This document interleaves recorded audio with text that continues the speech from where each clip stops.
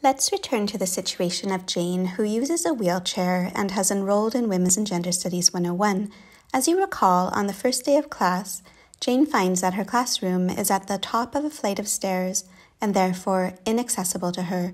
As we saw in the last lecture, according to an individual model of disability, the problem in this situation lies with Jane's body, whereas according to the social model of disability, the problem is with society. In the last lecture, we also saw that there are at least 3 different kinds of individual models of disability: the medical model, the charity model, and the eugenics model, and we'll also consider the model of individual accommodations. Proponents of a medical model of disability might respond to Jane's situation by saying that she needs a medical treatment, maybe medication or surgery or physiotherapy, so that she can overcome her disability and climb the stairs. As seen, society loves an inspirational supercrip. If that isn't possible, however, a proponent of the medical model might say that money should be invested in research to find a cure for Jane's condition, so that in the future, people like Jane will be able to walk. As for the charity model, this might be resorted to if no medical cure is found or while we are waiting for a medical solution to take effect. According to the charity model, Jane's body is still the problem, and it is Jane who needs to be helped. However, that help takes the form of kind acts on the part of individuals and charities rather than or alongside treatment by medical professionals. In Jane's case, this charity might take the form of her classmates carrying her up the stairs. In other cases, the charity model entails people raising or donating money to help disabled people or to help fund medical research in search of a cure to a particular disability. With respect to the charity model of disability, disability activists have argued that what people need and should have is rights, not pity or charity. Whether we are speaking about disability or poverty, charity is the wrong way of approaching social injustice. Another individual approach to disability is the idea that special accommodations need to be made for Jane. That is, Jane should go to the Accessibility Resources Office at the University of Alberta and ask the university to move the class to a room that is accessible to her. Such accommodations are made on a case-by-case basis if and only if a disabled person asks for them, has the medical paperwork proving their disability, and is willing to out themselves as disabled. While this may not be a problem in Jane's case, it may be for other disabled people. Either way, structural changes do not take place, and architects and administrators go on designing buildings and booking classrooms as they did before without thinking about bodies like Jane's. The status quo is not challenged, and this means that each time Jane takes a class, the same accommodation process may need to take place. Needless to say, Jane finds this process of constantly petitioning for accessible spaces wearisome and demoralizing. After all, she does not just encounter this situation at school, but in all aspects of her life. For this reason, sometimes she simply decides to drop a class rather than demand a room change, or does not show up for social events that are not in accessible spaces. The eugenics model of disability is closely related to the medical model. The word eugenics comes from the Greek word for good or well, and the Greek word for born. The modern words genetics and genes have the same etymology. Eugenics was a science that emerged in Europe in the 19th century, soon after the scientific discovery of genes, evolution, and natural selection, and the Darwinian idea of survival of the fittest. The aim of 19th and 20th century eugenics was to manage how the human species evolved, since it was believed that human society interfered with natural selection. Eugenicists tried to do what they believed natural selection does in nature, ensure that only the fittest genes are passed on, or that the supposedly fittest types of humans are born, reproduce, and live long lives.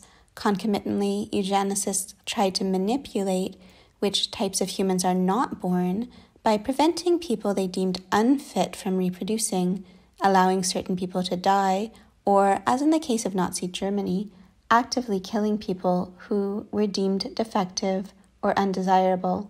Many of the first scientists involved in eugenics, including Nazi scientists, had academic and professional backgrounds in animal agriculture, and they built on selective breeding practices used with farmed animals in an attempt to fashion human society according to their idea of superior traits. Eugenicists also used a metaphor from gardening to describe their goals, saying that they were eliminating human weeds and watering human flowers. Eugenicists' views about which humans were weeds and which were flowers were racist, classist, heterosexist, and ableist. For instance, the Nazis wanted to prevent disabled people, Jews, gypsies, and queer people from reproducing and ultimately from existing at all, while they considered able-bodied, able-minded heterosexual Aryans to be the genetically superior flowers of humanity, and that they alone should be the future of the human race. Under the eugenics model of disability, people like Jane have been sterilized and kept in sex-segregated institutions, both of which prevent disabled people from passing on their genes.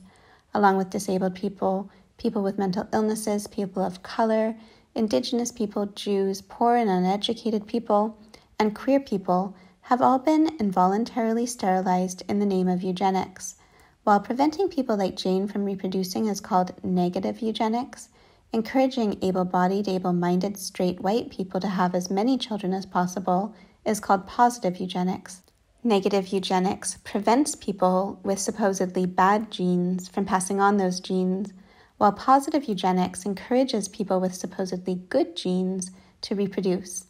The eugenics model of disability is closely related to the medical model because it uses medical practices, medical personnel, and medical facilities to try to prevent people like Jane from existing at all. The two models are also closely related because by trying to cure or fix people like Jane, the medical model, like the eugenics model, is trying to eradicate disability from the world. Both the eugenics and medical models of disability strive for a world without disability, or, more to the point, a world without disabled people. Although the term eugenics has fallen out of favor since the fall of Nazi Germany due to its association with that now abhorred regime, eugenic practices and logics continue in different forms and under other names, most often in medical practices. For example, it is common medical practice to screen pregnant people to discover if their fetuses have congenital conditions such as Jane's, and if they do, there is strong pressure on pregnant people to terminate their pregnancies. Disabled people and people with mental illnesses are discouraged from having children, both by doctors and by society at large. We can also consider the idea of designer babies as positive eugenics. The fact that eugenic logics and practices continue in forms such as these indicates that eugenics is alive and well, even if it has taken on new names. But what is wrong with eugenics in these forms? Why wouldn't we want a world without disability or a world full of designer babies? First of all, eradicating impairment is a futile effort. Even if it were possible to eradicate hereditary impairments such as Jane's, there will always be people with impairments, since people become impaired through accidents, illness, and age, as well as genes. And so we need to ask, what does attempting to eradicate impairments through the eugenics and medical models say to those who are currently living as disabled? What does it say to people with disabilities when we treat the birth of a child with an impairment as a tragedy, or when a pregnancy is terminated because it would have resulted in a child with a condition with which other disabled people are living? What message does it convey to disabled people about how society values their lives when we are striving primarily to fix them, cure them, and prevent them from existing in the future, rather than celebrating their diversity? We have also seen that what is considered a disability depends on culture and context, and so in trying to eradicate disabilities, we are also trying to prevent types of people from existing who, in a different context or time, would be or have been fully accepted. If disability is stigmatized abnormality, in a normalizing society there will always be disabled people, because what is considered abnormal changes continually. If we were somehow able to eliminate the most abnormal people in society, a new set of people would simply become the most abnormal, or new traits would come to be seen as abnormal. We are constantly medicalizing more and more aspects of human existence, and new phenomena are constantly coming to be seen as abnormal that were normal before. At the same time, types of people who were once stigmatized, medicalized, and even persecuted, such as atheists and queer people, come to be accepted and even seen as normal. What we see as strange and bad, what we medicalize, or what we try to eliminate from society, constantly shifts. And while the eugenic approach to disability sees impairments as negative or bad, we have seen that it is possible to have neutral and positive ontologies of impairment, as happens with the social model of disability. On this model, to recall, there is nothing wrong with Jane's body at all. We just need a society of ramps instead of staircases, which are also great for people on bikes, rollerblades, and skateboards, or who are pushing shopping carts or baby strollers.